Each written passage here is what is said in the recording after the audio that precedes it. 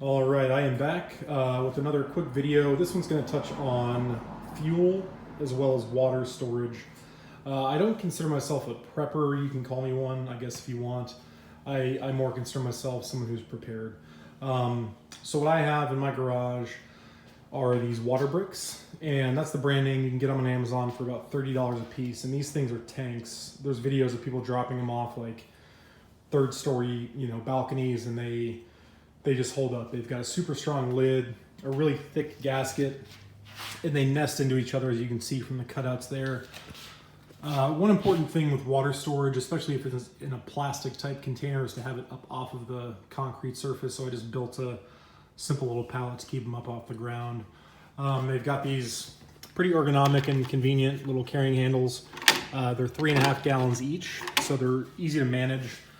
So for me and my family of 3, it's 21 gallons. It's enough for us to each have a gallon of water per day for 1 week, which for me is what I've decided is plenty of water. So it's a week's worth of water for both drinking, cooking, and hygiene. So that is my water stored, 21 gallons of water stored in water bricks. Moving on to fuel, I always keep 10 gallons of unleaded fuel in these two kind of military style jerry cans. They're made out of steel. I purchased these at Harbor Freight. They're like 20 bucks a piece, and they've held up really well. I've had them for probably 6 years. And I do date the fuel with a little piece of tape so that I know when it was filled. So these were filled just a few months ago. About every 6 months I'll rotate these out, either by dumping the fuel into my weed eater, lawnmower, or my my vehicle. And so again, I'll do that about every 6 months. With the water, I'll rotate maybe once a year. Water keeps for a pretty long time. It may not taste great, but then there's also, different techniques with bleach and iodine tablets and things like that I can use to purify it if I had to. But it'll keep for a good while, but I'll dump them out into the lawn and refill those probably about once a year.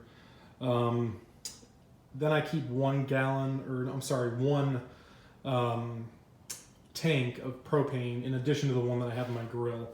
So this is a full sealed tank of propane. And then moving to the other side of the garage here, I usually try to keep about a dozen, maybe 10 of these smaller Coleman propane tanks. And these I can use in addition to the full-size tank to power a propane cooktop, a propane lantern, and a propane heater. So those are the kind of the tools that I could use in an emergency situation that I could power with propane. And then with the gasoline, 10 gallons, 2 5-gallon tanks is enough in my vehicle or my wife's vehicle to get us about 300 to 350 miles, assuming we're completely empty, which typically we try to keep our tanks above a half at all times. So that will get us, like I said, 300 miles, 350 miles minimum. Will get us a good ways out of our state or a good ways south towards kind of the Houston area where we have some family. So plenty of fuel to get us where we need to go if there was some emergency and there was no gas available. Again, 1 week's worth of water. This is what I've determined is necessary for me and my family. Your mileage may vary, but this is my fuel and water storage. Thanks for watching and have a great day.